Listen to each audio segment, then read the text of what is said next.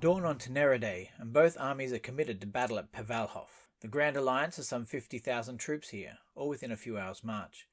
The United Powers have 60,000 troops, or within 3 hours' march. Both armies have sizable contingents at Radka.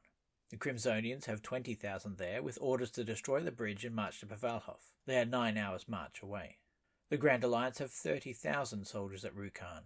They are 15 hours' march from Rensen, and 18 from Pvalhof.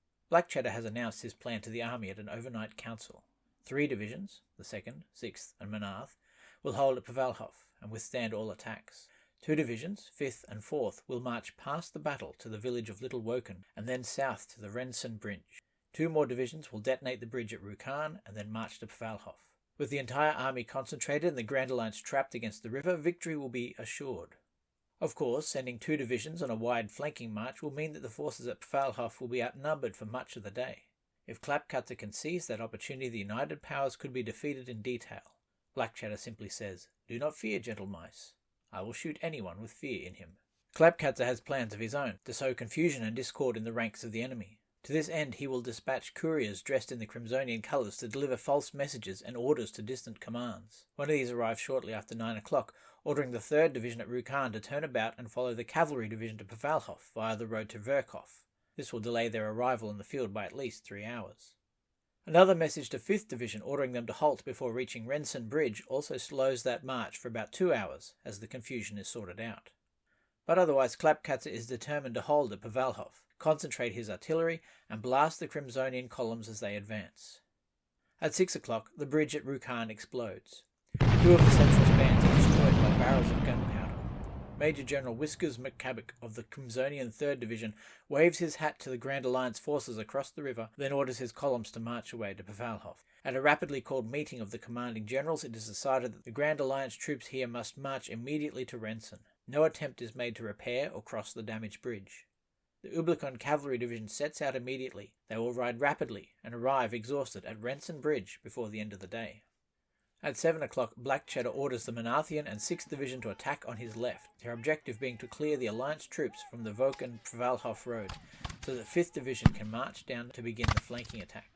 The battle is deliberate for these hours. The Malstrian cavalry under Penella threaten the Crimsonian 2nd Division, which is mostly militia, around Pvalhof. But there has been some confusion, and the Ublicon artillery does not advance to support them for some time. The cavalry demonstrate, and the Crimsonian infantry form squares, but Clapcutter sees that a gap has opened between the Manathians and the village of Pvalhof, and orders his left wing to advance and break the enemy in half.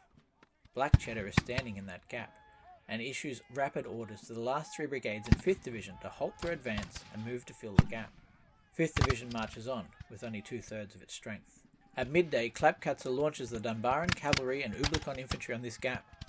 At this same hour, the first of the Crimsonian Cavalry Division are arriving from Radka and Verkhof. The Ublicon guns thunder, and the cavalry charge, and Blackcheddar is lucky to escape with his life. His aides pull him away from the line of battle, and he rides to the Manathian. The Grand Alliance has split the United Powers line in half. Also at this time, Crimsonian cavalry arrive in Rensen, finding it undefended, though Clapcutter has sent 2 brigades of Dunbaran cavalry and Ublicon infantry brigade under the command of the Duc de Laurier to secure the crossing point. And at the same time the Ublicon Cavalry Division begins to arrive. They have ridden rapidly for 6 hours and are exhausted. A courier makes it to Clapcutter at this time, reporting that the bridge at Radka has been destroyed. The regent spits, scratches his nose and says, "Very well." The Ubliconese are ordered to form up a grand battery of guns and pound Pvalhof, which is exactly what Penella has been demanding all morning. The Dunbarans and Ublicons on the right are to attack and eliminate the Manathians and what remains of 6th Division. The attack is successful, and the Manathians fall back to the Woken-Pvalhof road. Crimsonian 5th Division halts about a mile north of Rensen, receiving the false courier from Clapcutter as the Ublicon cavalry rides across unopposed. They are an impressive sight. The Crimsonians have no idea they are exhausted and unfit for battle. At 2 o'clock, the 3rd Crimsonian Division begins to arrive at Pvalhof, and a concerted effort is made to launch an infantry attack on the Ublicon guns, which is stopped in its track. Further Crimsonian infantry arrive and form the lines of battle. The Manathians fall back towards the road and begin to rally and restore order. At 3 p.m, the Crimsonian attack from Pvalhof has been sufficient for the Ubliconese to fall back, and the 2 wings of the army are in communication again. Black Cheddar orders the attacks from Pvalhof to continue, while Clapcatzer is relying on his massive artillery advantage to blast any attack as it comes. The Maustrian division is exhausted, as are the Dunbaran infantry and cavalry division. At Rensen, things are in a standoff, as the Crimsonians use their guns but hold off any attack on the village, intimidated by the enemy numbers. At 4 p.m. the Crimsonian attacks on the Ublakanese continue, as Clapcatzer continues to fall back to his original positions.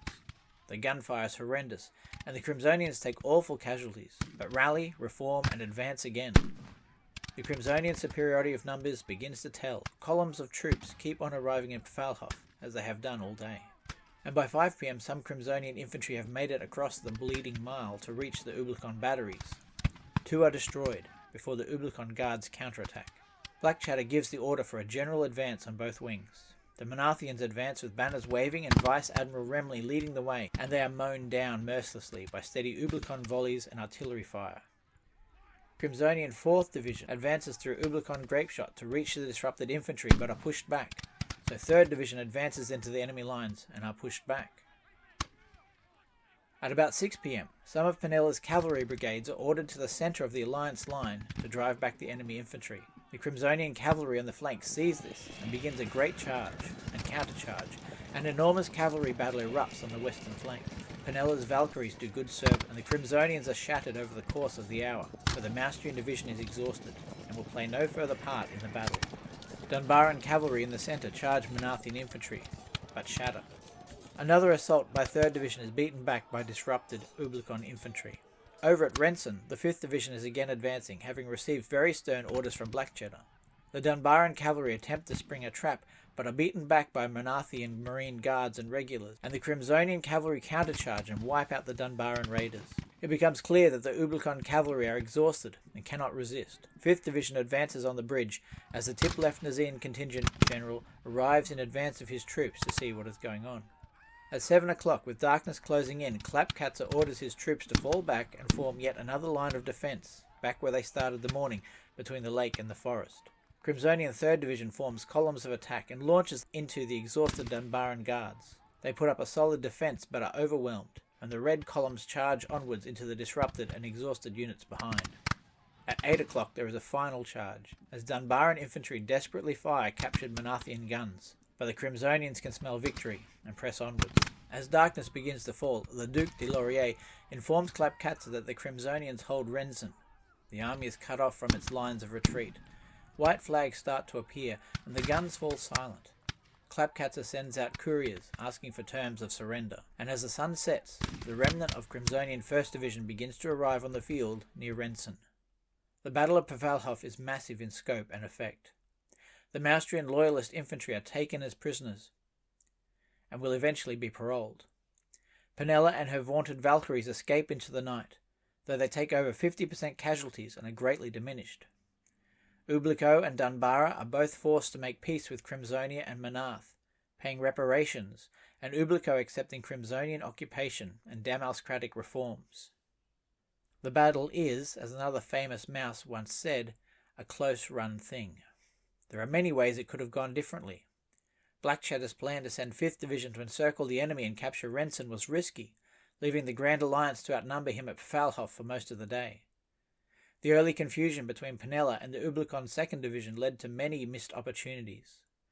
The break in the centre of the United Powers line could have led to the destruction of the Manathian Division and defeat in detail for the Crimsonian forces.